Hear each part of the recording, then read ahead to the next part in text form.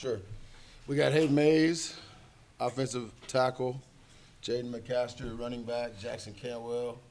Y'all probably never heard of him. And Randy Flint. Four outstanding football players, but four really good humans as well. As far as a statement, I think Ray Charles and Helen Keller could see what the issue was tonight, right?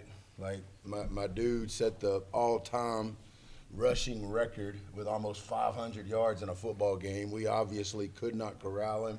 It was a great high school game. We had our opportunities, no doubt about it. They've always said football comes down to 4 or 5 plays. The 4 or 5 that really mattered, they made them, and they had a dude, and he was a dude tonight. You know what I'm saying? And at the end of the day, that was the difference in the ball game. You know what I'm saying? But I thought both teams played really hard, fought to the bitter end. We had our chances, right? We're 4th and 1. We run our best play. It is what it is, man. They made the play. But it was a great high school football game, and this group has accomplished a lot of great things for high school football and for the city of Nixa for sure.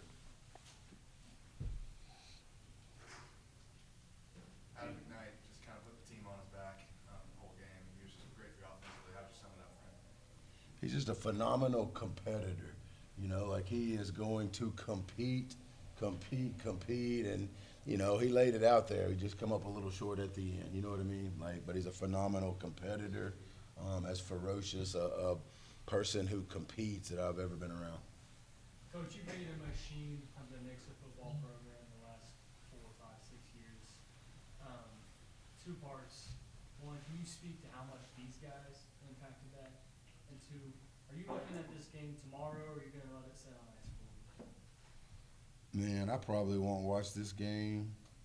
It may be 6 months before I watch it. You know what I'm saying? Like, these guys have been phenomenal. Our senior class has been phenomenal. I mean, when you think about the number of games that they have won and the way they've carried themselves, the way they've acted, the way they've behaved, the way they've led,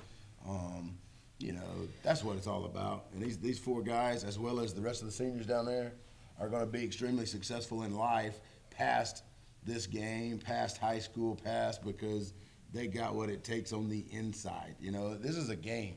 It was a great game. Like, if you paid $10 to get into it, you got your money's worth tonight, right? Because that was a great high school football game. We just come out on the bad end of it. That's life, right? Like, that's, we're gonna get up from here and we're gonna go over there and eat us a pizza and get us a water and jump a bus and go back to Nixa and go to bed and wake up and go back to work. That's life, man. You can't win them all, although we have won a ton, and these guys have allowed us to win a ton of ball games, which is, it stinks when you lose, right? That's why we try not to do it.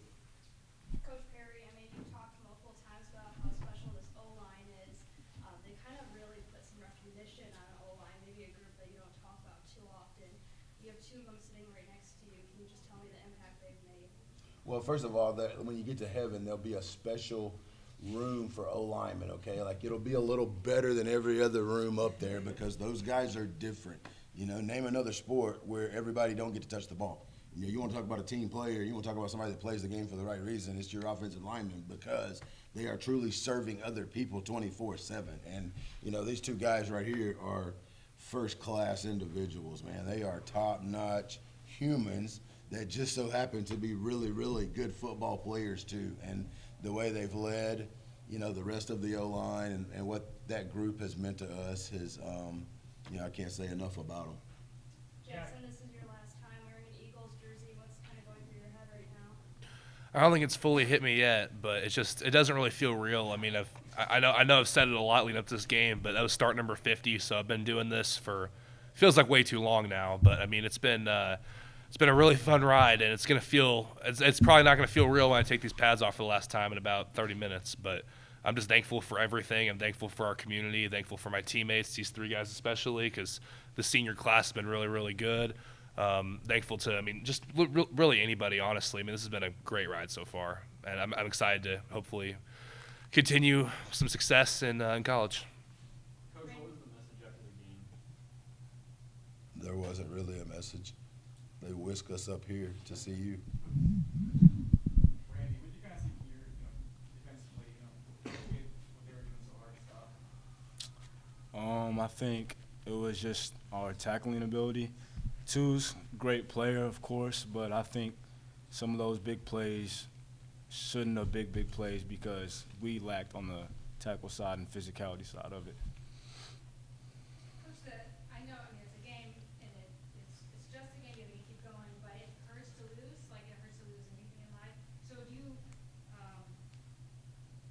guys, figure out a way to deal with it, those emotions, because it's important to kind of. You know what? Like, we do a lot of mental performance training, right? And we work on that, and we know that, there's no such thing as failure. It's learning. But, I'm also the same guy that when I was young and my brother would beat me in one-on-one basketball, like, I would beat him up. Like, it made me so, like, I can't stand losing. If you show me someone, who's a good loser, I'm going to show you a loser, okay? So, we will move on, and we will use this as an opportunity to grow and learn and get better. But, like, losing stinks, man. Like, that is, I'm not going to say it's right up there with your wife cheating on you, but it's got to be close. You know what I mean? Like, it's pretty bad.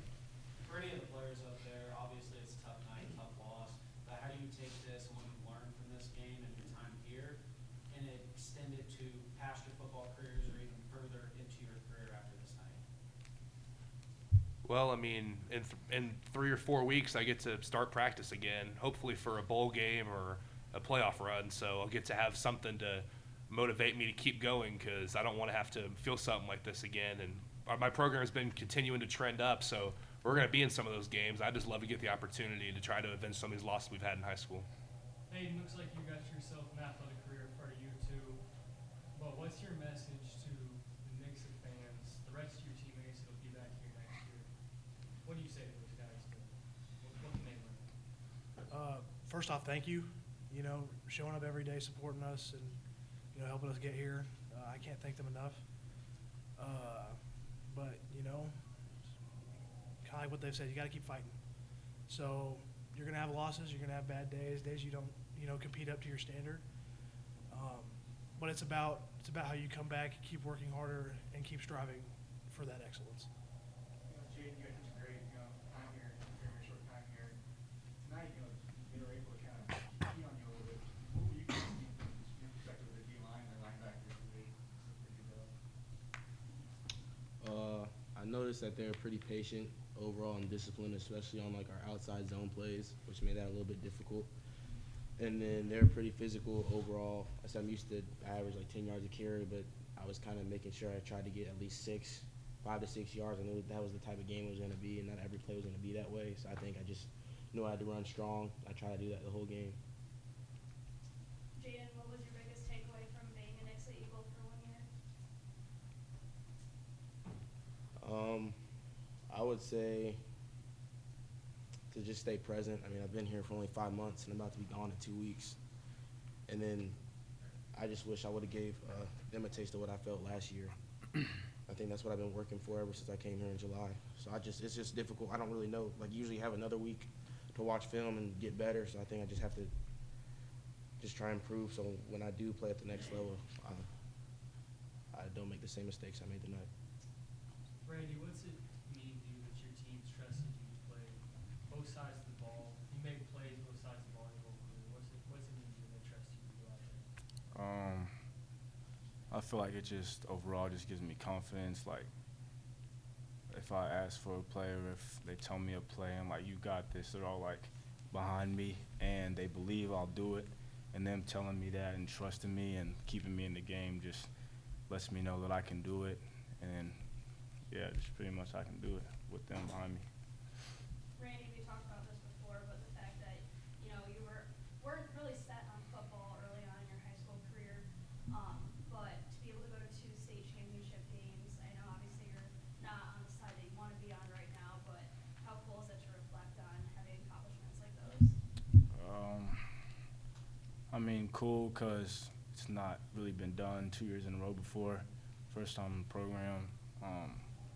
But, I mean, we lost, so I can't really say much about that topic. All right, Coach, thank you. Yes, sir. Great job, guys. Thank y'all.